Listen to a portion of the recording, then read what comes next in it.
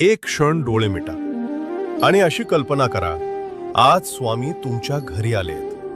दार उघडताच समोर स्वामी उभे आहेत. शांत चेहरा, डोळ्यांत माया. ते आत येतात. कसलाही प्रश्न न विचारता तुमच्या बाजूला बसतात आणि हळूच म्हणतात, तू खूप काही सहन केलेस आणि तरीही तू उभा आहेस. हेच तुझं खरं सामर्थ्य.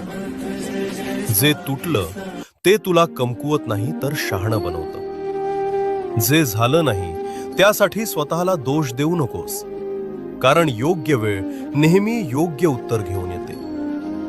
स्वामी तुमच्याकडे शांत नजरेनं पाहतात आणि पुढे म्हणतात, आयुष्य तुला तोडायला आलं नाही, ते तुला घडवायला आलंय. त्या एका क्षणात मन हलकं होतं, श्वास शांत होतो आणि आत कुठेतरी नवी उमेद जागी होते.